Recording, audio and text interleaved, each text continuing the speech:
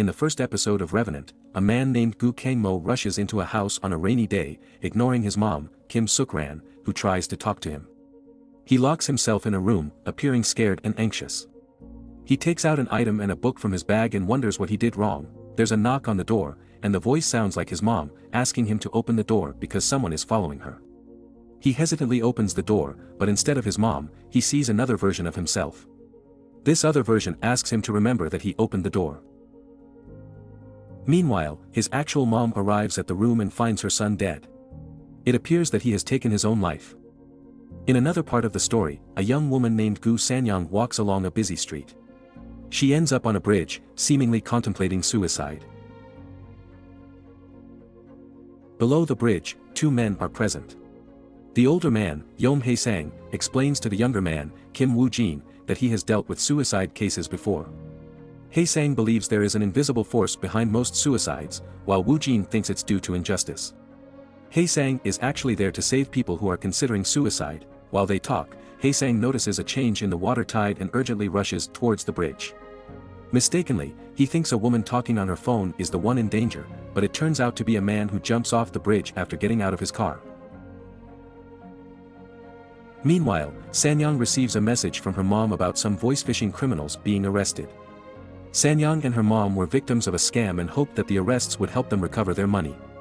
Unfortunately, due to corruption, the offender is able to bail himself out by the next morning.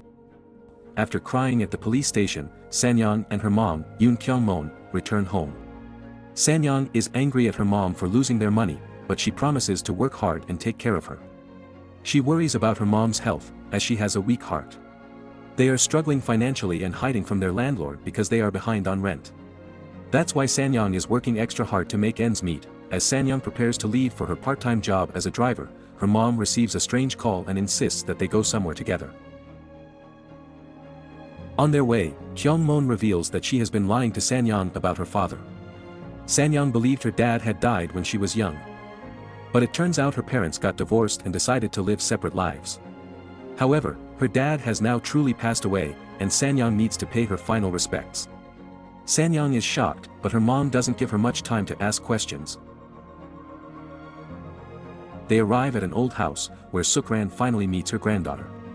Sanyang and Kyung-mon pay their respects, but there is an awkward atmosphere between them. Kyung-mon insists on leaving right away, but Sukran insists on giving Sanyang something her dad left for her. Sukran gives Sanyang an old, partially burnt, red hair ribbon. As soon as Sanyang touches it, she feels strange. She sees a young girl wearing the same ribbon and hears someone saying, "She took it." All this time, Kyung-mon waits outside, and when Sanyang shows her the ribbon, she throws it away and asks to leave. Sanyang's mom warns her not to touch or take anything from the old house but doesn't explain why. Sanyang feels frustrated and thinks it's unfair that she can't have the ribbon. However, she calms down after seeing how upset her mom is and they leave without taking it. On their way out, Sanyang bumps into Hae-sang, who asks if she is Kangmo's daughter. Sanyang confirms it but quickly excuses herself because her mom is getting impatient.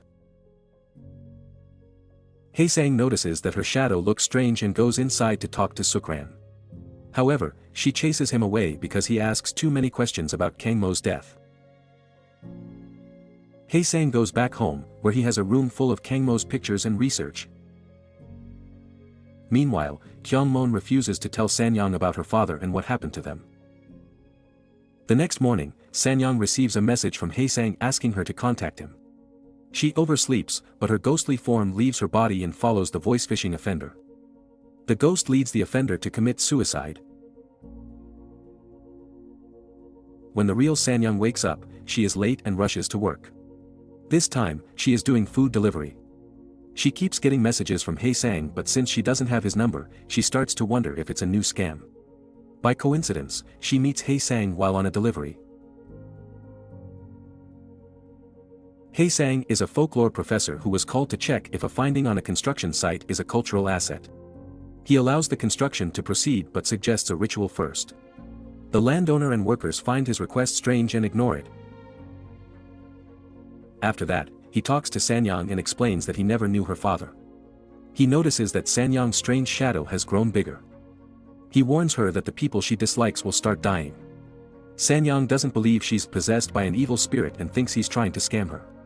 She asks him not to contact her unless it's about work. Haesang offers to hire Sanyang as a driver so they can talk. Sanyang accepts but gets tired of Haesang's talk about evil spirits. He tries to explain that there are good and evil spirits and he wants to understand why and how Sanyang was possessed. Before she leaves, Haesang suggests that she take a good look in the mirror. When Sanyang gets home, two police officers, Hong Shae and Myun Chon, visit her. They want to know what she was doing on the day the voice-phishing offender died. Sanyang is surprised to hear about the death but has an alibi. Still, she starts thinking about what Haesang said. She looks in the mirror but doesn't see anything different. Officer Hong Shae believes that Myun Chon is chasing the wrong lead because it's clear that the offender took his own life. CCTV footage shows him alone, and Sanyang wasn't near the scene. However, Myun Chon wonders how Sanyang's fingerprints ended up there. He feels something is off because a similar case was his first and he never solved it. Later, Myun Chon meets Haesang and gives him socks as a birthday gift. We learn that they have known each other for a long time. Haesang claims that his mom was killed by an evil spirit, but Myun Chon doesn't believe it. Myun Chon has been searching for the culprit while Haesang has been looking for the evil spirit. Years have passed, and neither of them is any closer to finding their answers. In another part of town, a young woman named Baek Se-mi is looking for a house to rent. She visits a house that seems strange, but since she's running out of time, she decides to take it. Se-mi is Sanyang's friend from high school, so she visits Sanyang to congratulate her on her new place. Se-mi believes the house is haunted because she keeps hearing a young girl crying and strange noises. However, Sanyang is tired of hearing about ghosts and decides to have a sleepover at Se-mi's place instead. Later that night, some boys come by and start taking photos of Sanyang and Se-mi while they're asleep. Sanyang wakes up and sees them, so she tries to chase after them but can't catch up. They decide to report the incident to the police, but the authorities don't take it seriously and say it will be difficult to catch the culprits. On their way back from the police station, Sanyang discovers the dead body of one of the culprits. It seems like the culprits are being chased by an evil spirit, but is it Sanyang's spirit? The death of the second culprit makes Sanyang start questioning if Haesang was right about the evil spirit. She decides to visit him at the university where he teaches. Haesang listens to her and notices that her shadow hasn't grown bigger, which means the evil spirit in her didn't kill the boy who took their photos. He insists on seeing a picture of the dead boy, so they go to his funeral service. While there, Sanyang sees the other two culprits and starts chasing them. This time, she catches up to them, and they confess but claim they didn't kill the other boy. Sanyang asks about a third boy who had the number 4237 written on his hands. The boys get scared and ask how she knows about Jung Hyun-woo. They run away, and Haesang stops Sanyang from chasing them again.